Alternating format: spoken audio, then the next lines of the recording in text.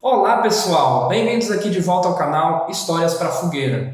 É nosso canal de mitos, mitologia, cultura popular, um pouco de sociologia, um pouco de história, mas principalmente sobre a narrativa de mitos.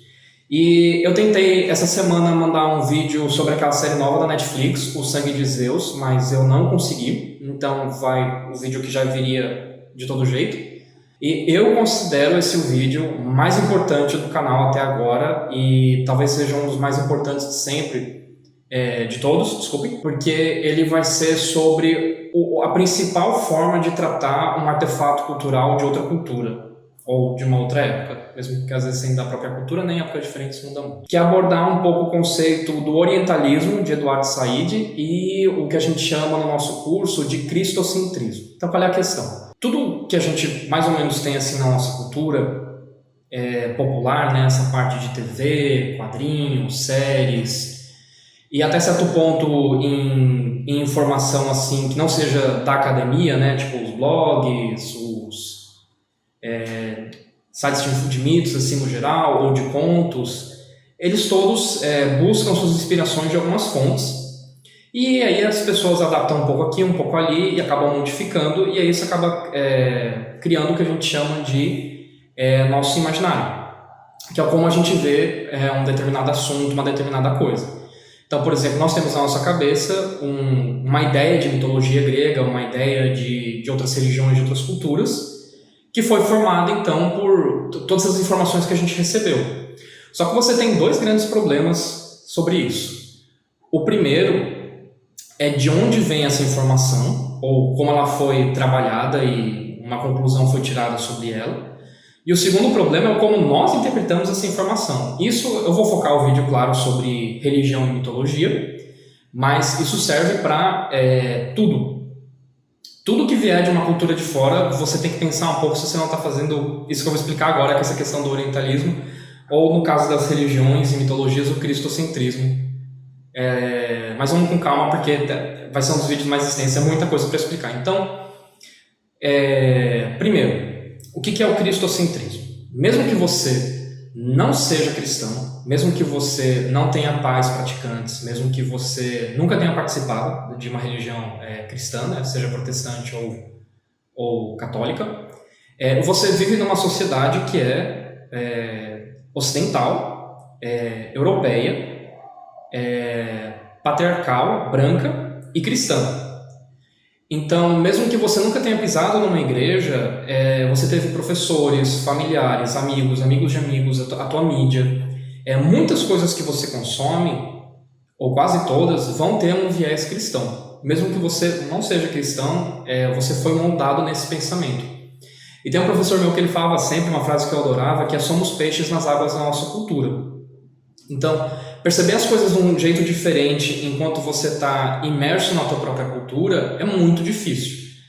Isso não é uma crítica, não é uma chamada de atenção, é só um fato. É muito difícil você perceber como é a tua cultura quando você está nela. É por isso que eu sempre vou recomendar, se vocês tiverem a oportunidade de morarem um tempo fora, não só de viajarem, mas de morarem um tempo fora, é uma experiência muito, muito boa. Enriquece muito. E aí, então, o que acontece? Vocês vão ter vocês vão ser moldados desde crianças para ver o mundo de uma forma ocidental cristã.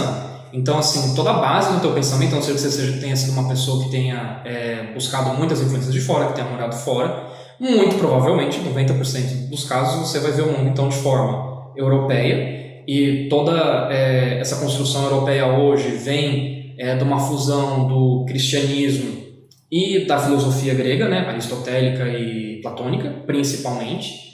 E você tem a escolástica, né, medieval, são assim as principais correntes, isso na parte de filosofia e religião, e o iluminismo na parte da ciência, né, de a ciência ser a melhor forma de conhecimento, mas mesmo a nossa ciência moderna ela tem base no aristotelismo, né, você tem uma variável A, uma variável B, e você vê como elas se relacionam entre elas. A gente fica bem preso nisso, inclusive, um parênteses, é uma crítica também à forma que se faz ciência hoje em dia. Algumas pessoas estão tentando fazer diferente, mas não é pouco aceito, mas nossa ciência é muito limitada por causa dessa forma.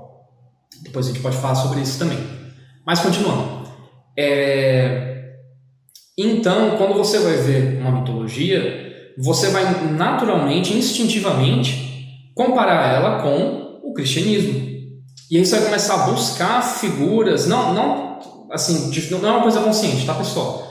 Mas você vai buscar os arquétipos que se apresentam na religião cristã, nas outras religiões e nas outras mitologias. Então, por exemplo, um exemplo assim que aparece sempre é Hades como uma espécie de vilão. Por quê? Se você for olhar na mitologia grega, qual é o mais fácil associar com o diabo ou Satanás? O Hades, né? O deus do submundo. Só que o deus do submundo grego não tem nada a ver com o deus do submundo cristão. Então eu vejo, por exemplo, aquele filme da Disney do Hércules, o Hades é o malvado. Naquela série de livros Percy Jackson, o Hades eu acho que ele aparece um pouco de forma bem antagônica. Se não me falha a memória, não vou dar certeza nisso. Aqueles filmes Fúrias Titãs também, aparece Hades como o vilão. Só que Hades não é um vilão na mitologia grega. Ele de fato é um deus pouco cultuado, porque é o deus dos mortos. E eu expliquei num outro vídeo que os gregos achavam os mortos mais que nada sem graça, né? Ele era muito chateado com a divisão que fez do mundo, né? Nos vídeos sobre eles eu vou explicar melhor isso, mas Poseidon ficou com os mares, Zeus ficou com os céus e Hades ficou com os mortos que ninguém gostava. Mas ele não é um vilão. Mesma coisa Loki na mitologia nórdica. Ele não é o vilão, ele não é o mal. Ele é um arquétipo que a gente chama de trickster, né? Ele é um brincalhão e às vezes as brincadeiras dele de fato vão longe demais. Ele causa uma série de problemas, mas ele não é mal, ele não é assim. Eu vejo muito que a gente busca. Eu também tenho dificuldade com isso. Eu fiz o curso, tenho dificuldade, por isso que eu estou dizendo que não é uma bronca isso. Mas a gente sempre vai buscar quem é a divindade má, né? Quem é o diabo daquele panteão, isso seja consciente ou inconscientemente. Só que existem muitas mitologias que não tem uma divindade que seja assim a grande má, como no cristianismo. Na verdade, a maioria das religiões que não são monoteístas, ou quase monoteístas, né? Não tem assim esse deus mau, né? Isso a gente vê no zoroastrismo, no cristianismo, no judaísmo, né? no protestantismo, que você tem Deus, né? E o diabo, né? O Lúcifer. Mas, por exemplo, na mitologia grega nós não temos um deus ruim ou um deus que encarne o mal. Os deuses são forças da natureza, né, e emoções humanas, e alguns são mais destrutivos ou alguns, quando perdem o controle, causam o mal, mas eles não são inerentemente maus. Isso serve para as religiões africanas. Exu também é sempre visto como o diabo, porque as religiões africanas já são muito mal vistas, né, por causa dos preconceitos. Mas em especial a figura do Exu é vista como um diabo e não existe um orixá do mal, não existe um orixá ruim.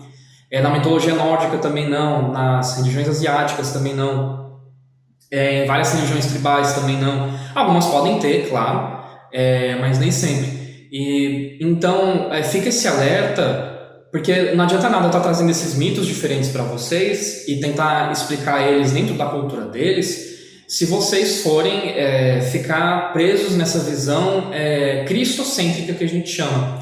Inclusive, uma curiosidade, né, sobre o curso, nos primeiros semestres, em especial quem já vem com uma religião cristã, né, eu vi muitos alunos que tiveram muita dificuldade em conseguir mudar um pouco essa visão. A gente estava vendo a religião da Mesopotâmia e o aluno não entendia, né, tipo assim, mas esse é o diabo? Não era, né, Pazuzu, que inclusive por causa daquele filme, né, do Exorcista ficou super mal visto, né, como uma forma do diabo, mas Pazuzu na verdade era uma divindade que protegia crianças de demônios que matavam elas no parto ou quando recém-nascidas. Na verdade é uma divindade benevolente da Mesopotâmia, que a gente acabou traduzindo ela para o nosso imaginário como uma entidade demoníaca, e não é assim. Eu poderia passar o resto da minha vida buscando exemplos em que isso aconteceu, mas o mais importante, então, resumindo, é pegar essa ideia. Quando você vai perceber o artefato cultural de outra cultura, isso eu falei no mito passado sobre Teseu, né, no último, obviamente que você não vai conseguir fazer isso 100%, mas se você não conseguir se abrir um pouco a perceber esse artefato cultural, seja uma comida, uma música, uma história, um enfeite, uma arte, e principalmente nesse caso, né, os mitos, se você não se abrir um pouco para ver ela com um olhar diferente do que você vê os teus artefatos culturais, você vai acabar perdendo um pouco dessa riqueza de significado. Bom, Mas aí vocês vão dizer que isso é um problema nosso aqui das pessoas que não são estudiosos do tema, né? Das pessoas normais, por assim dizer. E eu vou dizer que não. E é onde vem uma coisa muito interessante que é sobre o orientalismo. Eu vou explicar essa teoriazinha dele, do Edward Said, depois eu explico como eu ampliei ela para outros conhecimentos, para outras áreas. O Edward Said, ele é um orientalista, ou seja, é uma pessoa que estuda as culturas do Oriente, do Oriente Próximo, né, no caso. Então, basicamente, os povos árabes e das redondezas, né, Europa do Leste, mas antes de chegar na Ásia e na Rússia, aquela parte, né, que pega a Turquia, Líbano, essa parte. E aí, ele fala que ele na verdade é um crítico literário principalmente, mas ele fez essa obra que foi muito influente. E o que ele falou? Ele falou que nós, ocidentais, a gente criou uma invenção do que é o Oriente e vive ela. E eu fui ler muito tarde o livro dele na minha formação. Infelizmente eu só fui conseguir uma cópia, acho que no penúltimo semestre, uma coisa assim, e eu só pude ler um pedaço, porque eu já estava aperreado com um TCC. Mas essa ideia principal dele, que vem a ser... desde que a gente começou a coletar informações na época colonial, foram estudantes europeus que tinham uma questão que hoje em dia está sendo derrubada, que é o etnocentrismo, ou seja, minha etnia, minha cultura no centro. Que para eles a Europa era a cultura mais desenvolvida que tinha, e qualquer coisa que não fosse igual ao europeu, cristã, patriarcada, com aquela hierarquia, com aquele tudo, não estava no estágio tão avançado de desenvolvimento. Então eles sempre olhavam as outras culturas de baixo para cima. Então, isso foi se manifestando e se reproduzindo até os dias de hoje. Então, hoje a gente tem uma visão do Oriente que não condiz com como o oriental é. E qual é o problema? O que Eduardo Said diz que é o problema? Então, em primeiro lugar, você acha que conhece aquele povo, mesmo que você seja um expert naquela área, né, que você estude por artigos e livros universitários daquela área, esses livros universitários são baseados em livros que foram feitos as obras clássicas todas têm essa contaminação, por assim dizer, do eurocentrismo. Então, você vai ter na tua cabeça uma imagem do que é esse oriental, né? Isso serve tanto para a Ásia como para o Oriente Próximo, como comentei, mas não necessariamente como aquela pessoa de fato. Então, talvez a descrição, sei lá, de uma dança ou algum ritual. O estudioso europeu foi lá, anotou aquilo, e nem sempre ele falou com aquele árabe, por exemplo, uma dança sufi, que é uma vertente do islamismo que tem ainda bastante misticismo. Muitas vezes esse europeu, que achava que aquela cultura era inferior que ele, ia descrever, ia comparar com o que ele conhecia, ia dizer que aquela dança é isso, isso, isso. Mas o cara ia sufi lá, porque ele não parou e não foi entrevistar, porque ele não perguntou para aquele sufi o que era aquela dança. Até hoje não se faz isso, e há uma briga muito grande nas áreas de humanas sobre até que ponto o pesquisador pode falar, pode fazer ele só a descrição daquilo que ele está estudando, sem a pessoa, que de fato é quem vivencia aquilo, não dê espaço, não tenha o seu espaço de fala, né? Então, assim, quantas vezes você vê hoje pessoas que vão estudar religião, mas observam e vem... O pessoal do meu curso, a gente viu isso, né? Então é menos comum, mas em outros cursos a gente ainda vê um pouco isso, né? Você vai, observa, faz a tua descrição, faz as tuas análises, as tuas interpretações, publica, e muitas vezes nem entrega uma cópia do trabalho para o lugar que você foi, né? Assim, depois que você pegou... Isso não é uma crítica só minha, tá, gente? Muitos professores, muitos universitários, muitos estudiosos estão percebendo isso e estão tentando mudar, né? Então, assim, você vai pesquisar lá,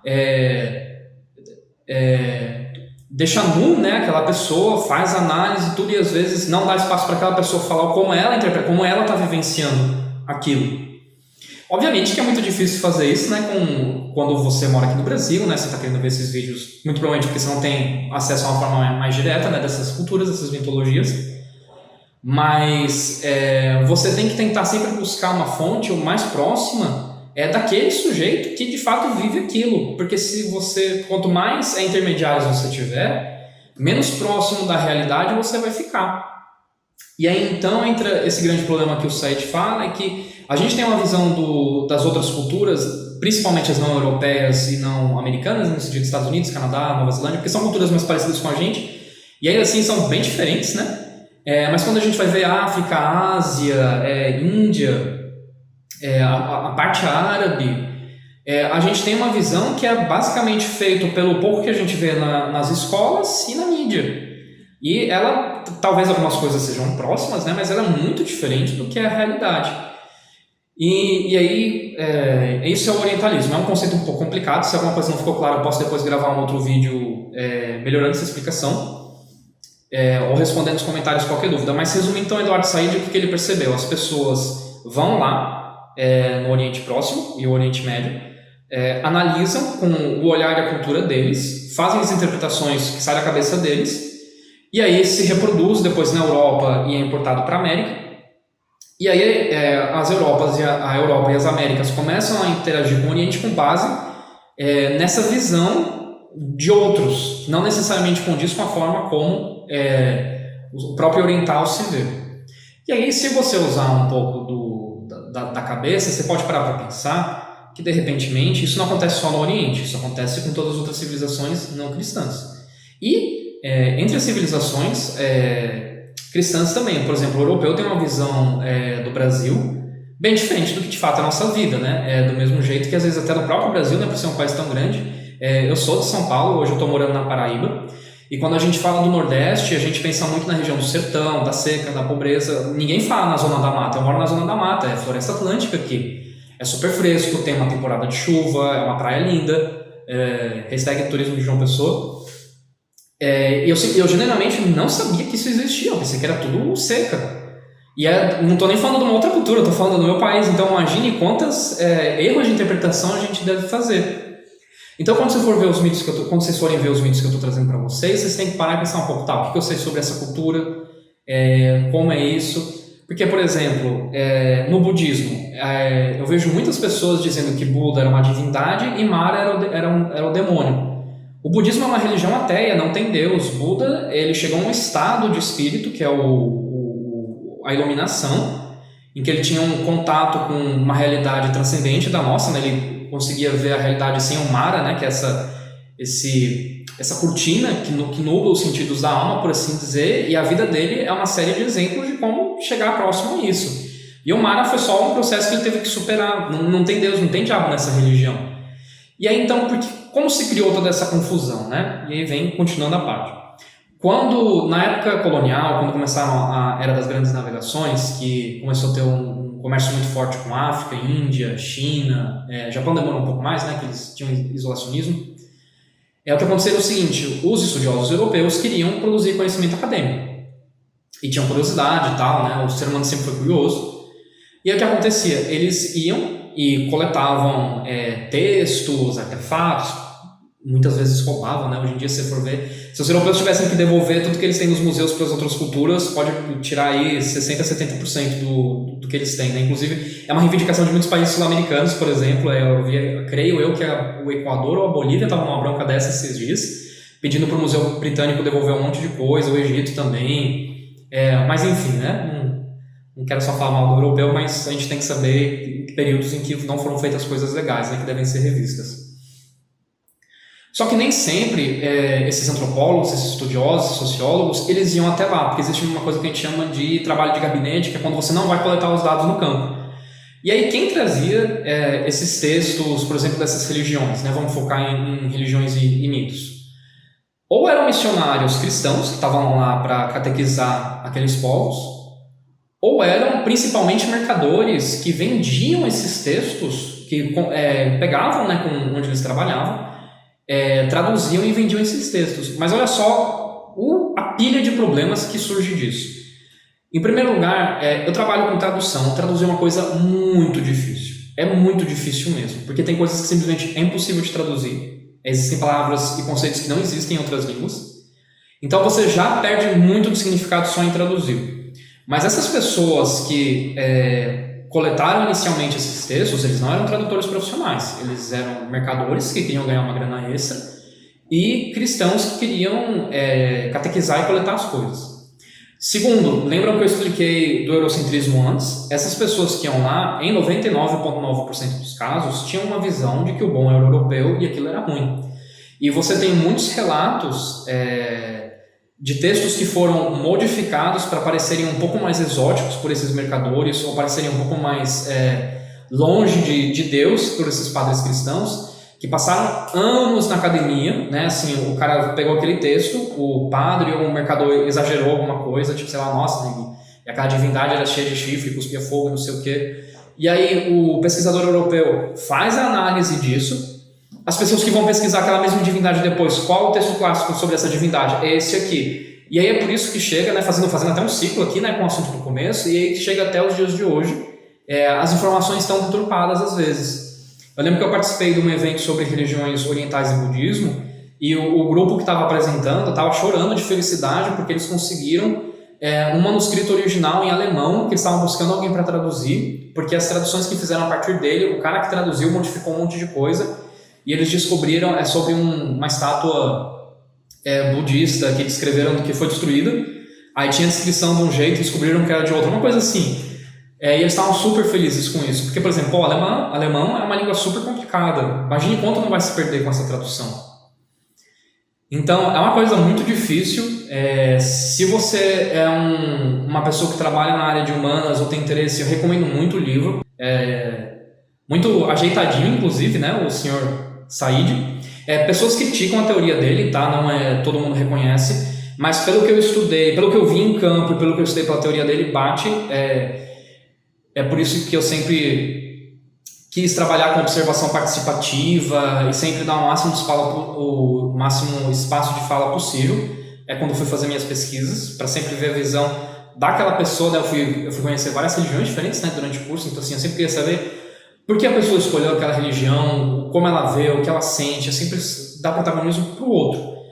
Então, prestem muita atenção nisso, em especial, o canal ainda está começando, eu tenho pegado mitos que pelo menos são mais próximos, mas num futuro próximo, mais conhecidos, né?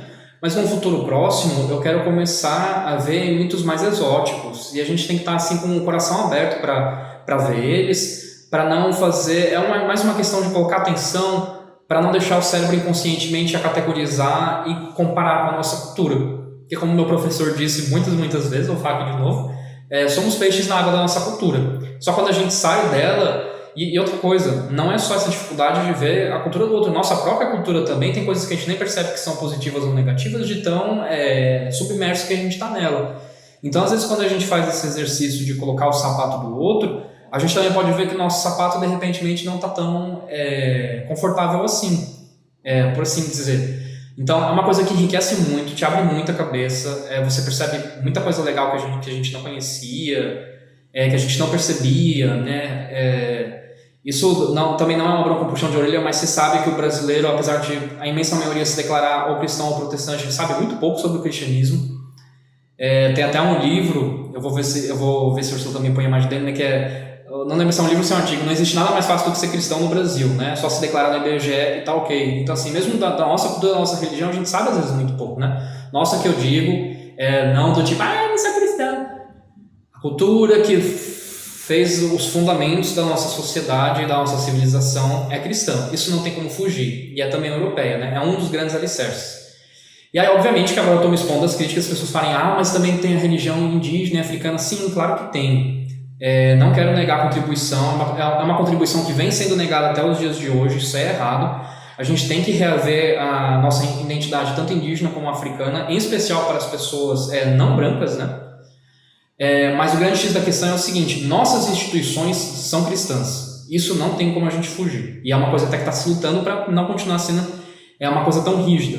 Então, nossas escolas têm uma metodologia cristã, tem até assim, a gente está falando desde a arquitetura, os assuntos, como se dispõe as cadeiras e o professor é europeu cristão.